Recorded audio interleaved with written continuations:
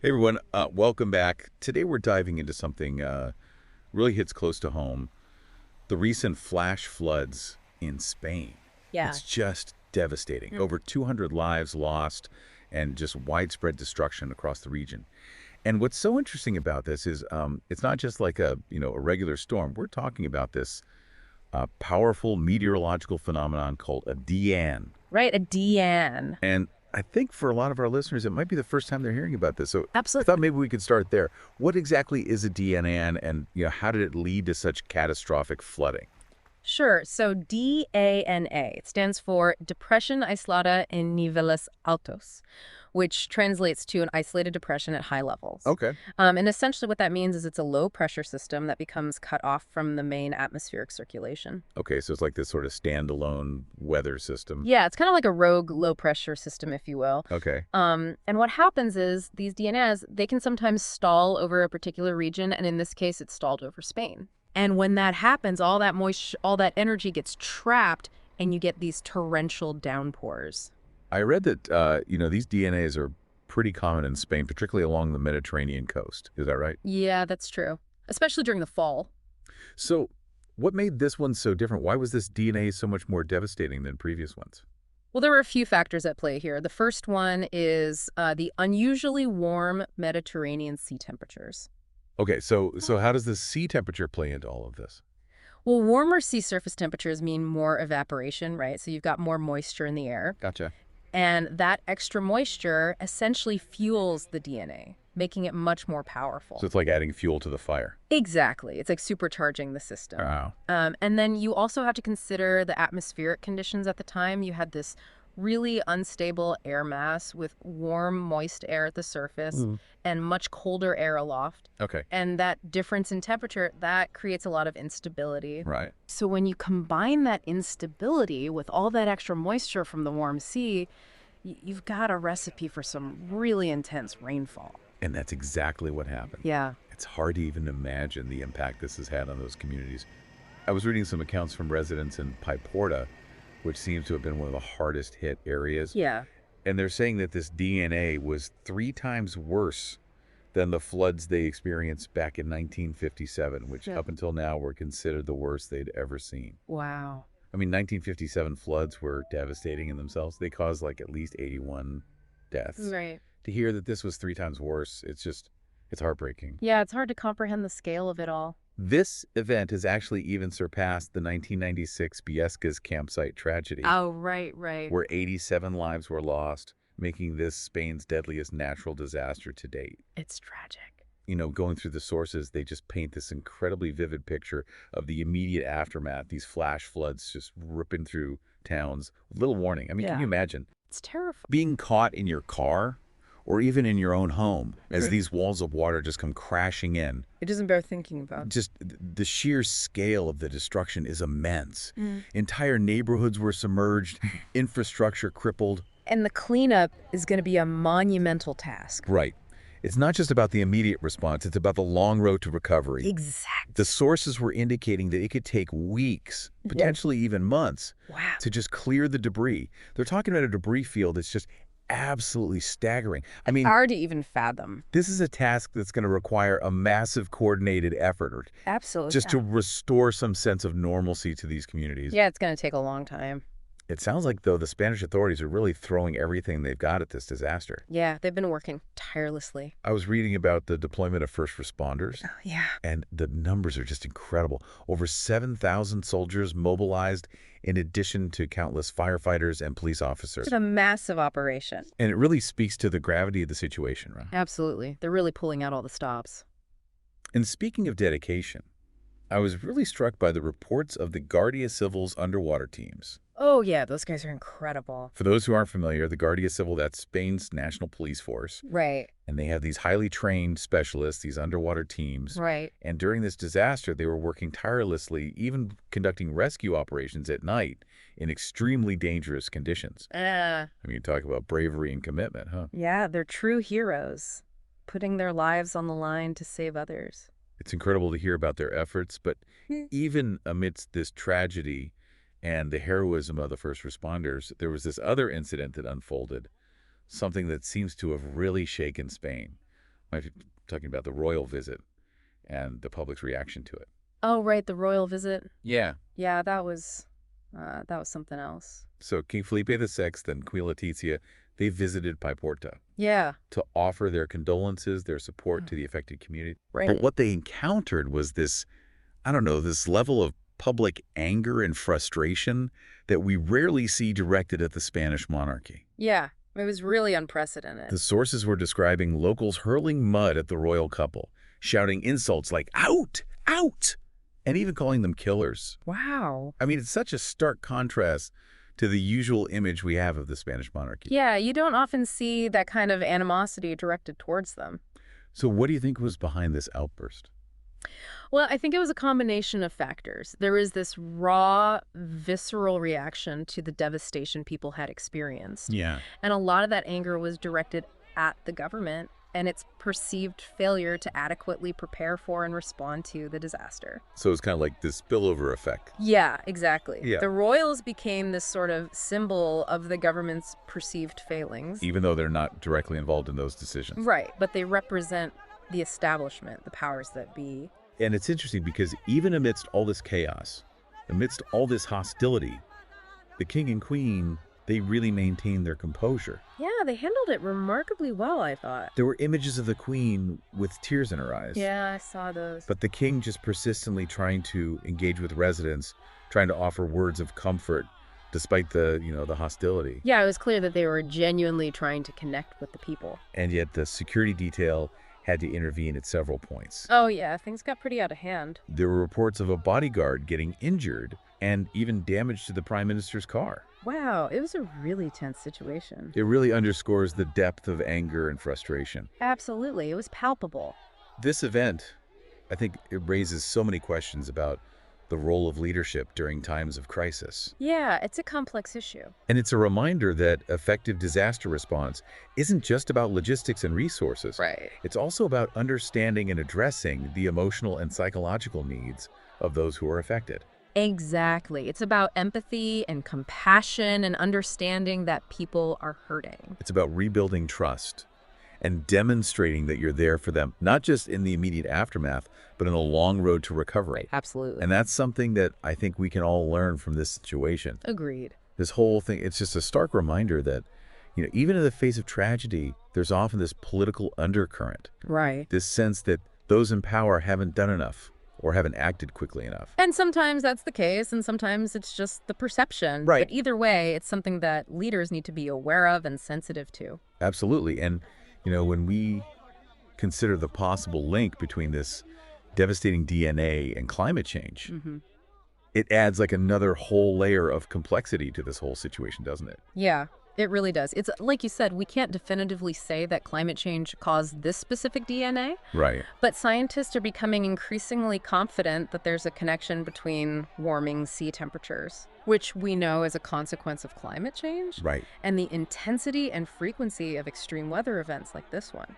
So even if we can't draw a direct line from climate change to this particular DNA, it's certainly consistent with Right. the broader pattern of increasingly extreme weather that we're seeing globally. Exactly. It fits the pattern. And that leads to a pretty crucial question. Yeah.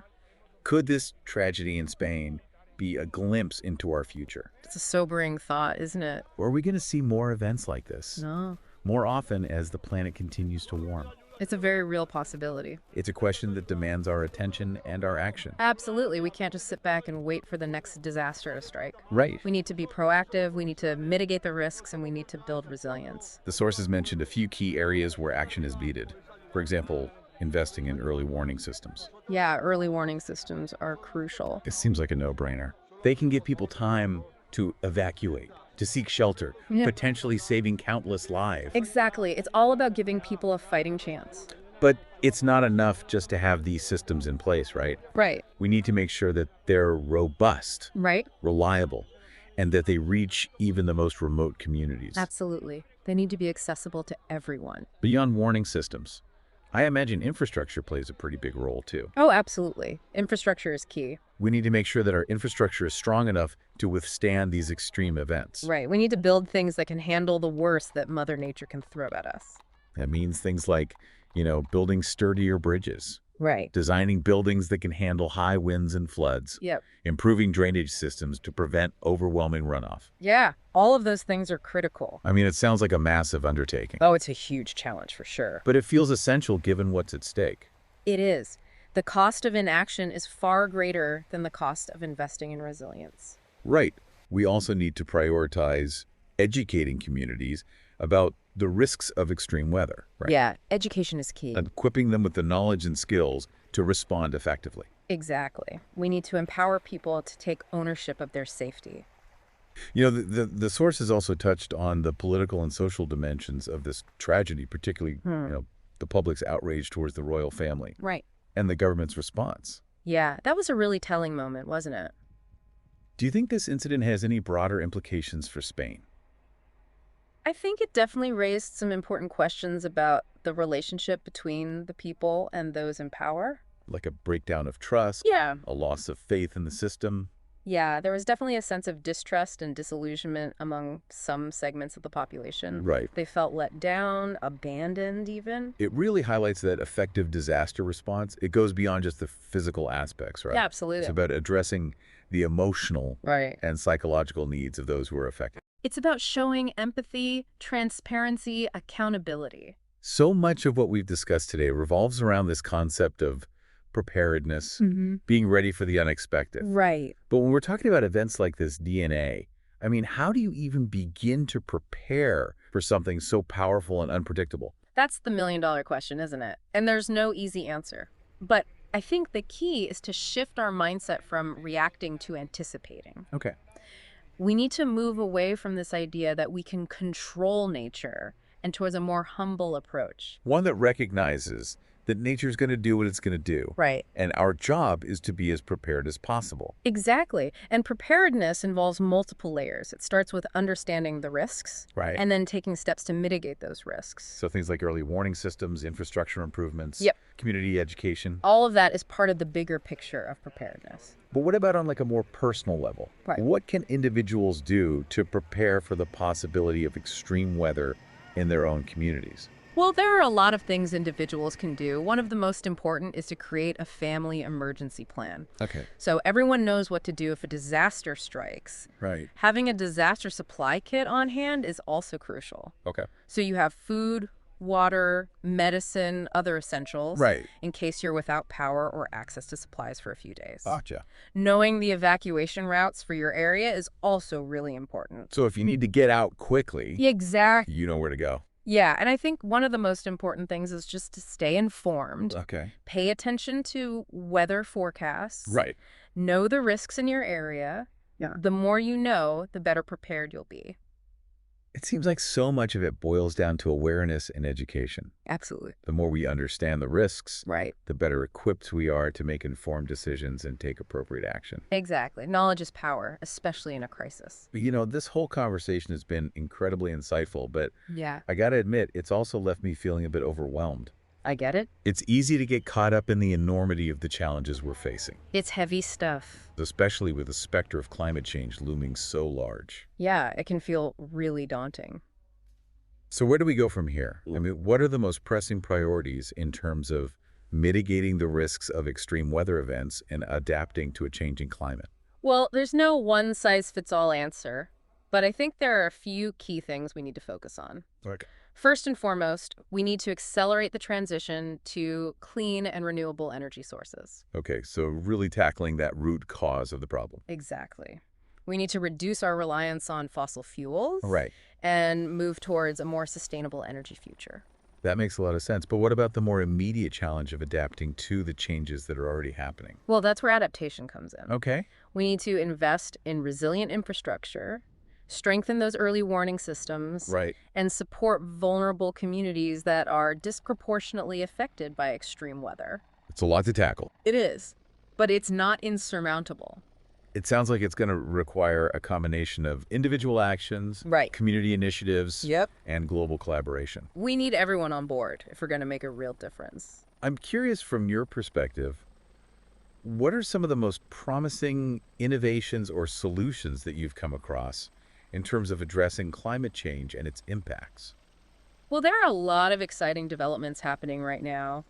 For example, advancements in renewable energy technologies like solar and wind power Okay. are making clean energy more affordable and accessible than ever before. That's encouraging to hear. There's also a growing movement towards nature-based solutions. Oh, yeah. Like what kind of things? Things like planting trees, Okay. restoring wetlands. Okay. These are solutions that harness the power of nature to mitigate climate change. So they have multiple benefits. They're not just addressing climate change, they're also improving the environment in other ways. Exactly. It's a win-win. That's fantastic. And I think it's important to remember that individual actions can make a difference too. Right. Even simple changes, like reducing your energy consumption, Okay. choosing sustainable products, Yeah. advocating for change in your community, all of those things can add up and have a real impact. It's a reminder that we all have a role to play in shaping a more sustainable future. Absolutely. Yeah. We're all in this together.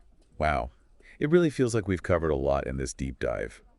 From the science of DNAs to the human impact of this tragedy, and then all those complex questions that it raises about preparedness, about climate change. Yeah, it's been quite a journey, hasn't it? I think what really stands out to me is just how interconnected everything is. We see this meteorological event, a DNA, and it intersects with social issues, political issues, environmental factors. Right. It creates this ripple effect that goes way beyond the immediate disaster. It really underscores that we need a more holistic approach, doesn't it? Something Yeah. that recognizes all these different facets. Absolutely. And that tries to find solutions that address, the root causes of these problems, not just the symptoms. Exactly. We can't just be reacting to disasters after they happen. We have to be proactive.